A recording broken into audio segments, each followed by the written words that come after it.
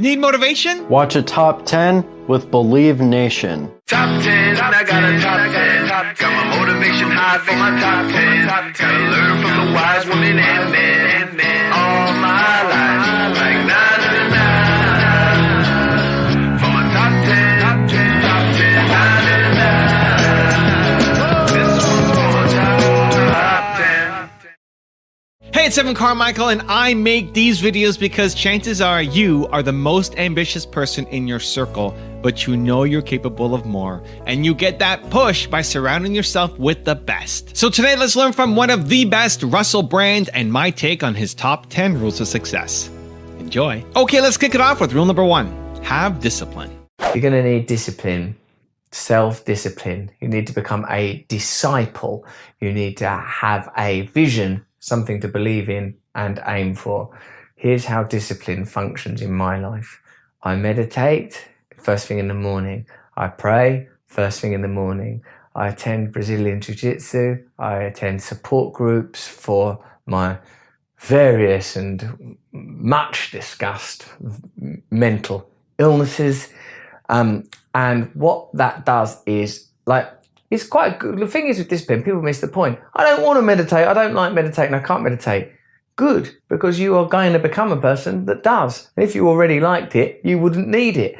Or I don't want to do Brazilian Jiu-Jitsu. I feel inferior to the people that do it longer than me and are better at it than me, or more athletic or stronger or whatever it is.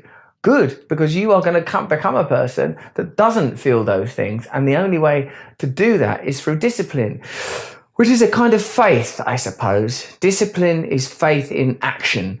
You believe that you are going to become a better person if you attend these support groups, work a 12-step program, go to Brazilian Jiu-Jitsu, meditate twice a day, make sure you are present with your children or your partner or every person that you interact with. Discipline. This is a discipline. If I don't eat this food, discipline. Don't be hard on yourself. You can't do it alone. I have so much support. That's why I go to support groups. So people go, yeah, it is hard, isn't it? It's so hard. I parent myself. I parent myself in real time at the old jiu-jitsu. Bloody hell, look at these guys. They're so much more muscly than me and tougher. I'm going to be killed. You are going to be killed. But little Russell, I say to him, I just do this in my head. I'm not mental. I don't out loud go, hello, little Russell. I'm in a jiu-jitsu dojo. I go, it's okay, Russell. We are here to learn. You're not here to impress anybody. You're not here to become a Brazilian Jiu-Jitsu world champion. You're simply here to learn. You're not competing against them. You're competing against the person you used to be as you continue to grow, into the man you were intended to be. So just attend this. It's okay. I'll look after you. I treat the little nervous Russell from childhood like he's just a little guy, like, you know, you'll be all right, mate. I'll take care of you. It's going to be okay. I can handle all this stuff. You know, because I can through diplomacy and quietness and charm and acceptance. I've got all sorts of tools and techniques that the little guy that still feels nervous, he just didn't have access to them. Discipline is the route to change. This is how you will alter yourself. Rule number 2, don't chase pleasure. Are you suffering from chasing pleasure? Yeah, I used to suffer from that. Pleasure, for me, was my way of connecting with an external world that wasn't painful, distracting myself from an internal world that was painful. And you're supposed to have pleasure, aren't you? You're supposed to be having sex and eating chocolate and taking drugs and buying glorious sparkling trinkets and magnificent bronze crucifixes like a cardinal from a bygone age. But actually, pleasure, I mean, it is a good evolutionary tool to ensure that people have sex and eat food. But for an awakened person, pleasure is very limited in what it can do. If you stay present and aware, you might enjoy eating a strawberry or a lovely bit of cold Cadbury's chocolate out of the fridge. But on another, I've not ate chocolate for so long, you'll recognise that it's transient.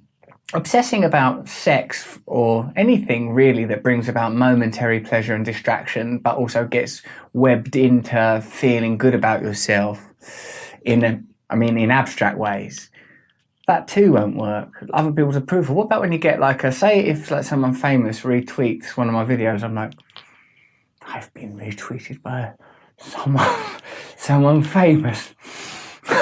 Glory be. But on a deeper level, I recognise that I'm someone famous, and I'm normal, essentially, and so they will be too, and that all people are the same. And that sort of idea that all of us are as a result of a sperm that won a little sperm race against millions of others. Well, in a sense, the variation that happens after that is kind of minor, even if you're trapped in some dreadful life of indentured slavery, or you're an opulent, pleasure-covered sultan. What's the difference, really? Just a flash of life. What I'm saying is if you make pleasure your idol, your goal, your focus, you will be living in illusion, because it's transitory, it lacks nutrition, it's nihilistic to believe otherwise. This is why I suppose I'm always going on again about not being atheistic, because I find it hard to underwrite purpose without a sense of ulterior meaning. But I believe in ulterior meaning. Not a dominant sort of sky god, more a luminous, all-encompassing oneness that created all. Again, a little bit like this guy.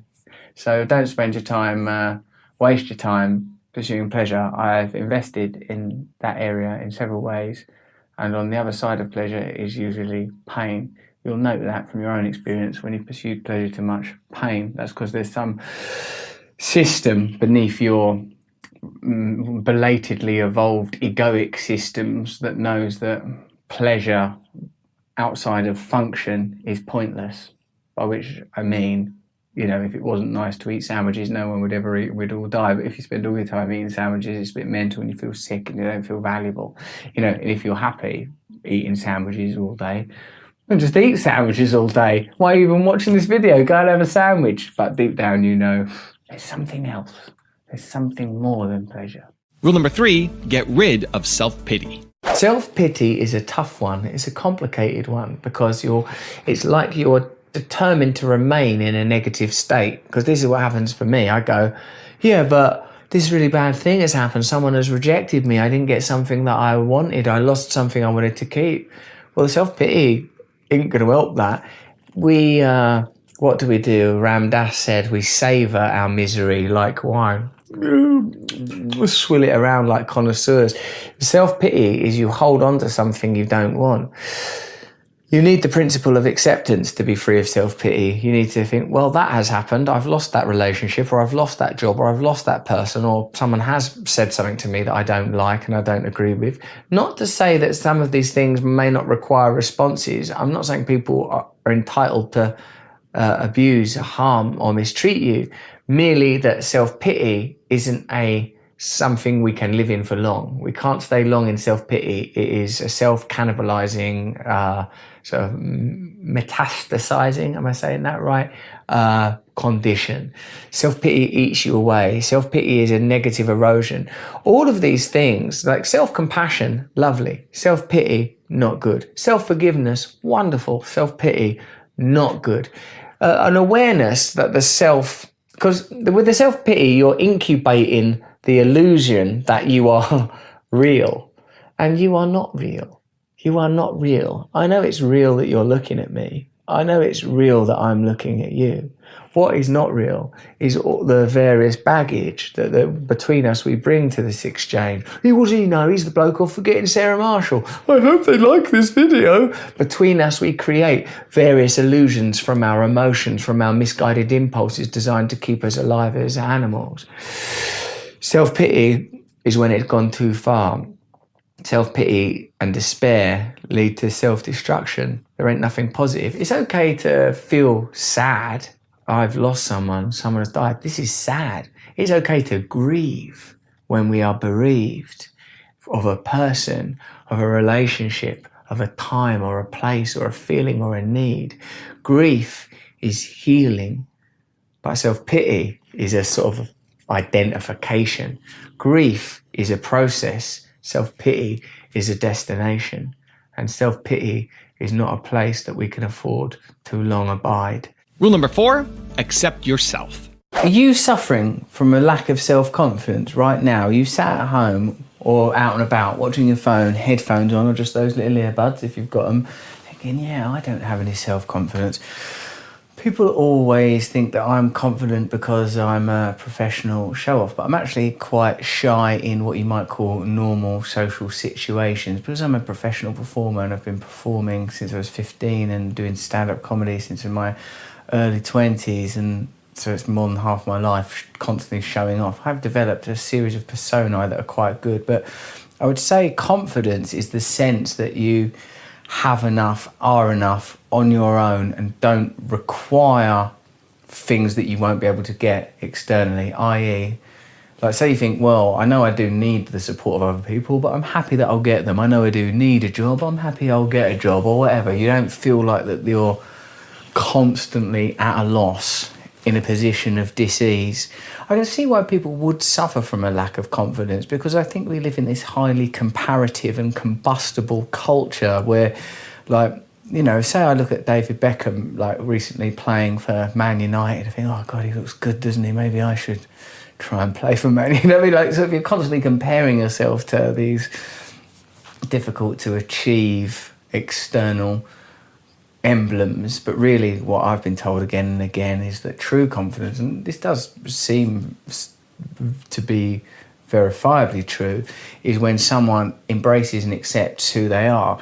You know, like I know people who seem confident who have the things that I consider being my own faults or flaws. Like say you're worried about your own weight, well, there are people that are bigger than what is advertised as the standard size that seem to be really, really confident, don't they?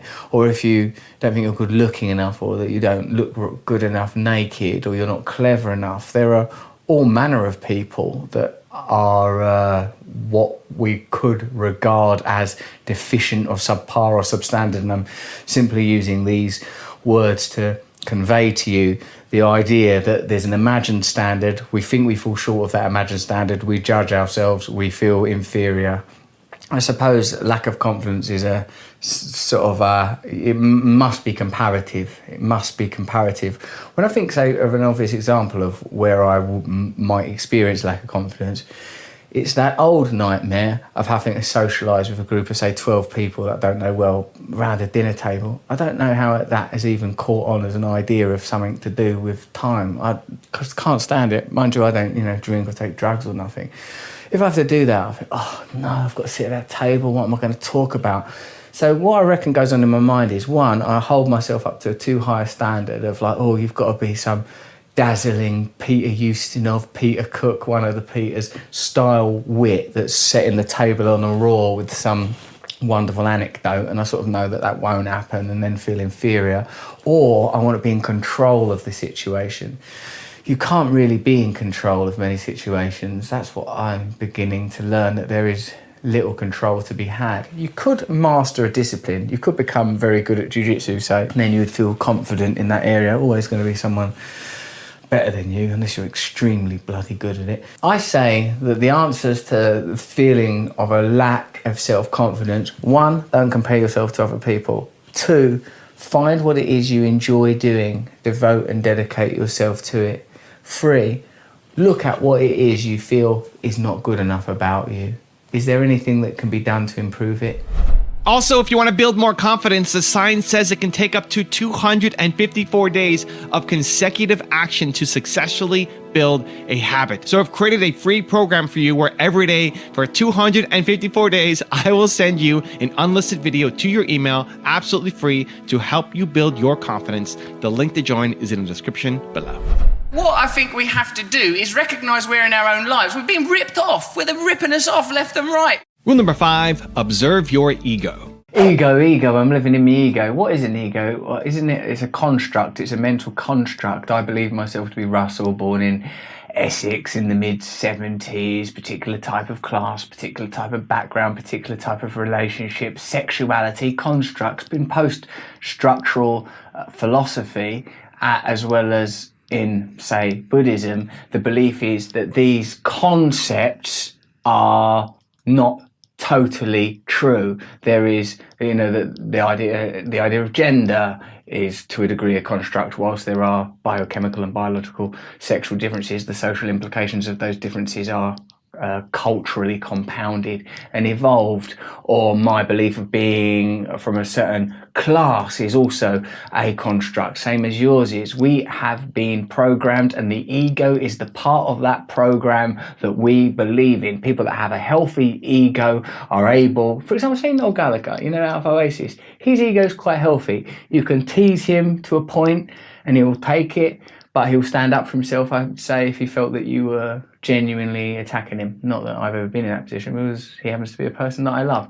Other people's egos, sometimes mine's getting better, is there's a type of fragility to it that means it's a little more unstable. Now, returning to my initial point, the ego is to a degree a construct. Is it an expression of an essence? Is there something that is essentially you? Well, some people believe that there is, some people believe that there isn't. I happen to believe that there is. But the construct of the ego is almost like a sort of an amalgamation avatar that you send out into the world on your behalf to deal with your problems. Now, if you don't like that ego or that persona or that identity, why not change it?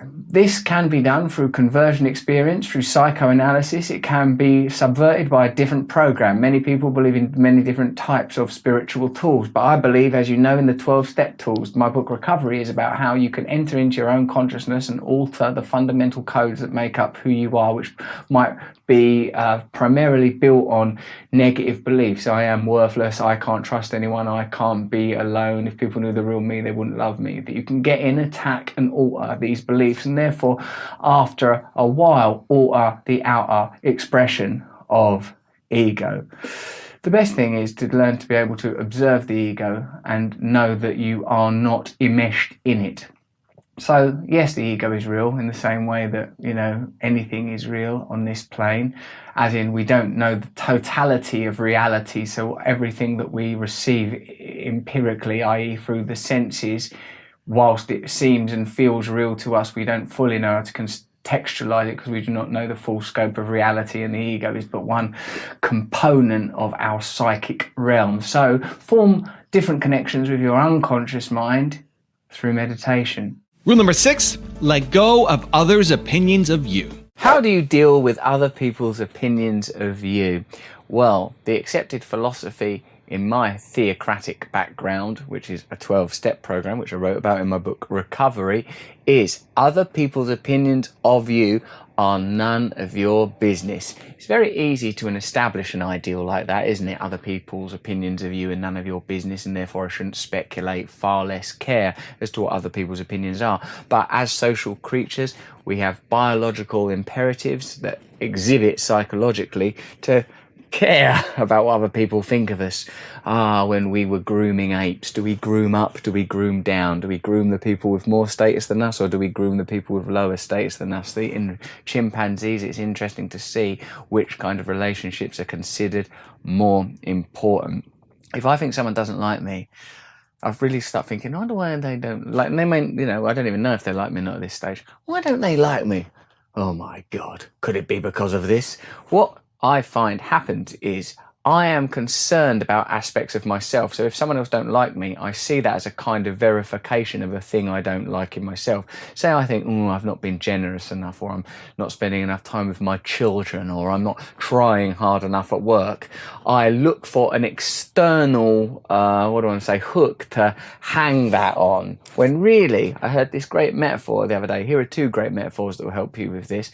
One is, trying to sort your life out in the outside world is always an illusion. It's always an inner problem, and the inner problem we must focus on. Now, before you get all into that, but what if you're robbed? What if there's a war? I'll get to that. The first thing is, if you looked in a mirror and you had mud on your face, this is someone I'm working with called Karen, said, it's like trying to get the mud off the mirror when the mud's on your face. Or Mooji, the meditation teacher, a spiritual teacher, what do you want to call him? He says, the screen of consciousness is like a cinema screen. And if there's a fire on the cinema screen, you don't expect the screen to burn. Or if there's a flood on the cinema screen, the screen will not get wet. Consciousness is a screen upon which phenomena are projected or received. We must stay with consciousness. Someone like Eckhart Tolle would say, even if we are in prison for the rest of our lives, we are not in prison for the rest of our lives in this moment. In this moment, you are in a room. You can look out of the window. And, I guess that would apply to all sorts of extreme conditions.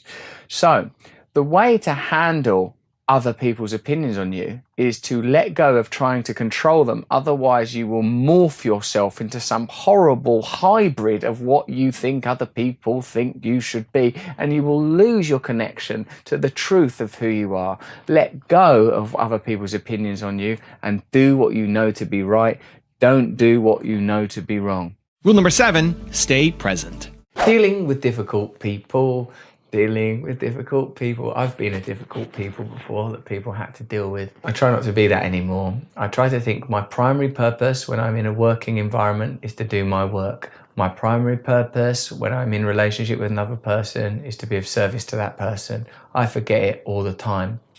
When dealing with other difficult people, it can happen a lot, can't it? It could be someone you intimately love, or it could be someone who's picked you up in an Uber, which happened to me actually quite recently. I had to deal with a difficult person. This is what I did when I spoke to someone very surly with me and impolite. And I did this. I thought, don't make this about yourself.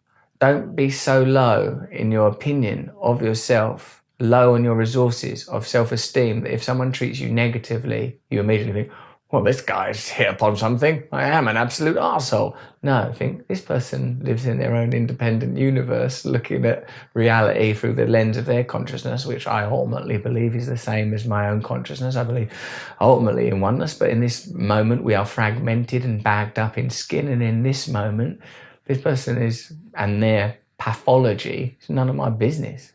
This person, I sat just like this, where you put your foot like that on, I didn't have my feet up like that, leaning. I had my foot across, I was crossing my legs, but with the foot quite high. I wasn't touching the seat in front of me. Take your foot off of the seat. I'm doing the accent because that was the accent, and racially, at least, this person and I are the same race, so I feel like it might be cool. I just moved my foot and said, "Oh, okay, yeah." Right. Of course, the person has every right to, my foot was touching a bit the door. I felt like what I told myself is this person is not reacting. It's not like I weren't showing disrespect. It wasn't like I was swilling down booze and sticking my feet up. But I felt like, this person must deal with a lot of people in his car. He doesn't really want to drive this car. He feels antagonized and trapped. Don't take this on board. Let it go. I was able to do that. Now, dealing with a difficult person over a period of time, that's much more challenging. If you've got someone that you work with or someone you're in love with that's difficult, you have to work out what is it in you that is being affected by this difficult person. This difficult person, I'm so sorry to tell you this, is a teacher. What am I meant to learn from this? Because in a sense, we should be neutral. When people have to go into treatment for drugs and alcohol, right, I go, just go. What are you worried about? Protecting your misery. Just go into the treatment and stop drinking and stop taking drugs one day at a time. I know it's hard, but you've got no choice. The other option is death and misery. So you've got to do it. It's not even real. It's like a theme park. But when I have to go through something challenging, oh no, I've got to go through this challenging thing. But a difficult person is not real. It's just this external thing. Dear Eckhart, again, he would say, if a situation is difficult, you change it or you leave it. I think he's got some other one as well, which I don't know yet. I'm lower down on the rungs, I'll happily accept. But I would feel like, if someone is difficult, I feel like, oh, this person is affecting me. I sort of do tend to withdraw or shut down. I certainly don't try to get into competition. And when I do get into competition of trying to change a person, trouble happens there. Trouble happens. If a person starts prodding me and pricking me, I have to... The trick is really to stay present enough that I'm finding this relationship difficult right now. What am I going to do? Because I know that the outside world is none of my business. I know it's not my job to make this person how I would have them be. It's not my job to commodify the world and its populace into stuff that I happen to like and find convenient. Rule number 8, use the self-hate to change. Do you hate yourself? Bloody hell. It seems so severe, I don't even like saying it out loud, but there have been times in my life, sometimes not that long ago, where I have felt self-hatred. When I break it down, it's not that I hate my essence. It's maybe I hate behaviors or feel like I can't live with myself anymore. Eckhart Tolle used that phrase brilliantly. I can't live with myself anymore, recognizing that that indicates even two people. Self-hatred is like that. I interpret it as a desire to immolate or burn the egoic, individualized, constructed self. I believe that even in negative impulses, there is something positive that can be used. And this is a good example. The self-hatred can be regarded as a kind of awakening to the transition you require of yourself. As if part of you knows there is no future in the person that you've been living as. I can no longer be that man. I've had many times in my life where I've felt I've had to transition between the person I was. An obvious example, person who uses drugs to a person who doesn't use drugs, person who is acting out addictively around sexual behaviors to a person who isn't acting out. Same with obsessing about fame. I'm still subject to it. I still get subject to moments of like, essentially, anytime I think an external thing can make me feel better, I am entering into an illusion. Anytime I start to feel anxious or afraid or confused, I'm entering into an illusion. We have the potential to feel a kind of bliss. I've done some inquiring around this subject, notably in the podcast with David Lynch. He talked about the Maharishi, his mentor and teacher. Forgive the sound of that plane, won't you? He talks about the Maharishi and says that he was in a blissed out state. Many people who talk about their gurus from India talk about a state of bliss being achievable, being achieved. People from the Buddhist tradition, I suppose it seems more of a state of serenity. I've always been drawn to the voluptuousness of Hinduism, the sort of virility and vivacity, the sort of passion and the joy of it. And I feel that if you feel self-hatred, you must learn to acknowledge it as a signal for change. You do not deserve self-hatred. In my tradition, belief system, both of those things sound grand. Forgiveness is a necessity. Forgive people no matter what they have done. We must approach from a position of forgiveness for yourself, not for them. Certainly, we must forgive ourselves. Rule number 9, make different connections. Feeling unloved? Are you feeling unloved? I don't want you to feel unloved. There's no reason to feel unloved. When have I felt unloved? Probably as a little kid when I was saturated in love. Sometimes in relationships when I've actually really been loved. If you're, well, you know, the first thing is you have to find love for yourself within yourself and a connection to a higher power and a purpose to feel loved. You can't expect a person to fill you up with love like you're a little empty love jug and they're a love cow. Is that what you want? Filling you with love milk? I don't think any of us are after that, are we? If you are, you may want to search another forum for your solutions.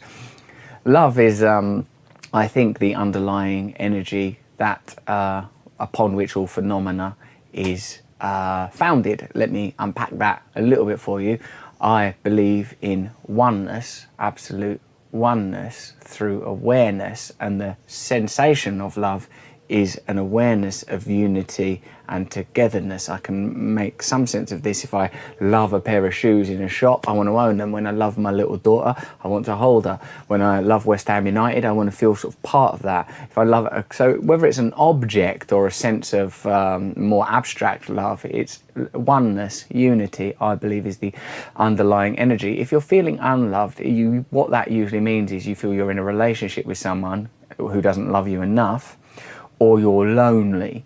If you're in a relationship with someone who doesn't love you enough, then you need to examine the nature of that relationship, possibly have a look at the video on toxic relationships, many of the other times I've talked about toxicity in relationships. If you're lonely, then you have to start to make different connections. And rule number 10, the last one before a very special bonus clip, is conquer fear. Living with fear and anxiety. Do you live with fear and anxiety? I do. It's in my stomach there and it surges up like that. feeling of unsettledness. I think, when's this actually going to go? I've spent my entire life pursuing some kind of spiritual peace. I'm continually meditating. I don't drink or take drugs. All of the behaviours in my life that I thought were problematic for me and others, I work diligently to change. What is this feeling within me? Well, I've had to turn to the spiritual masters. That's how desperate I was. And the spiritual masters will tell you that it's an inability to identify entirely with the awareness. You are not your sensations. You are not your thoughts. You are the awareness. It's very hard to transition to that, isn't it? It's very hard to let go of that fear.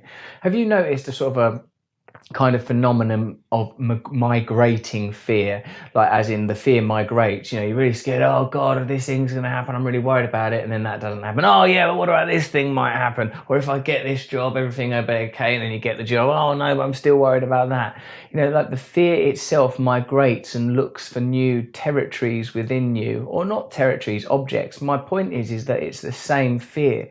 The fear itself drifts around, attaching to different external stimulants.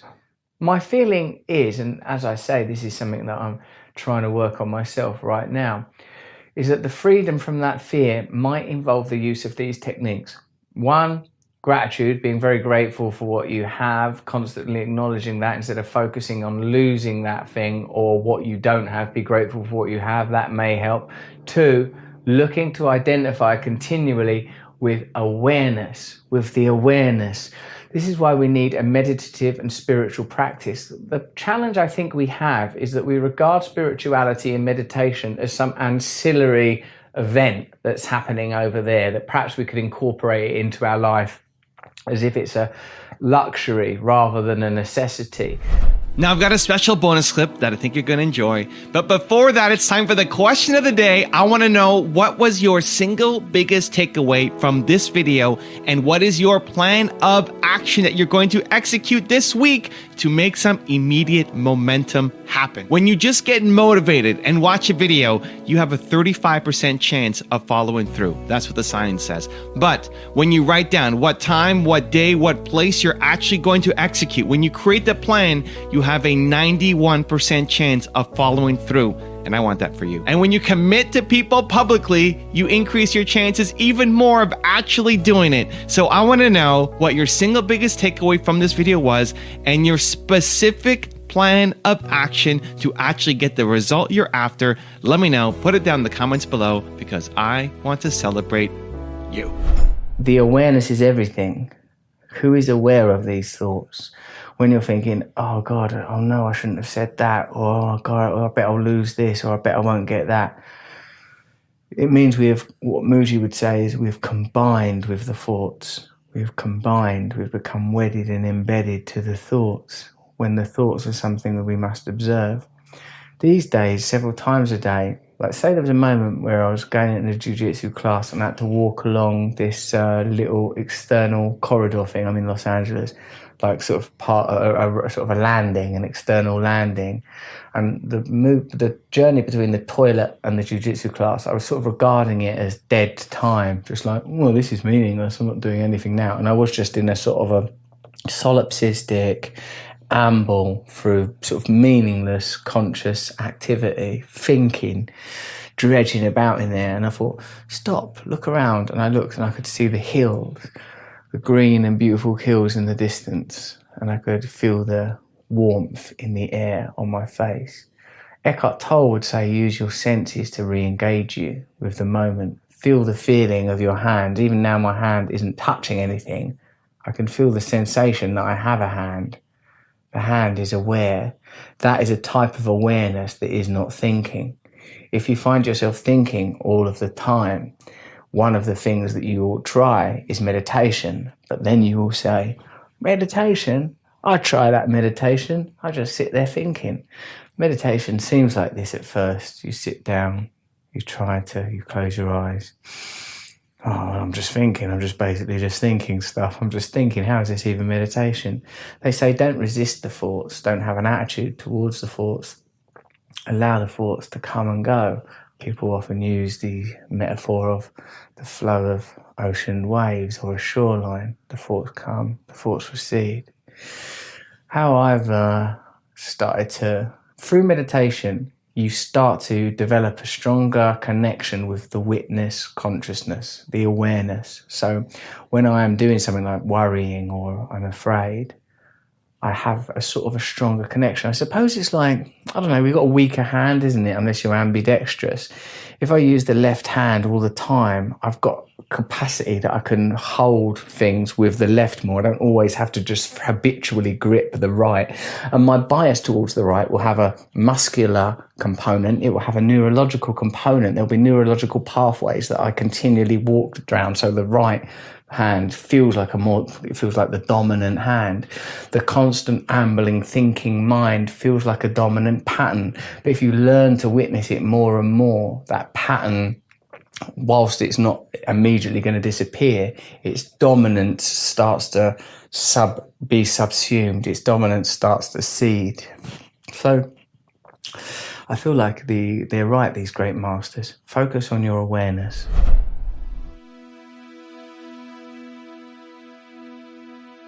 If you want to change your life in the next 30 days for free, check out my training right here below. Or if you want 10 more awesome rules from Russell Brand, check out the video right there next to me. I think you'll enjoy them. Continue to believe, and I'll see you there.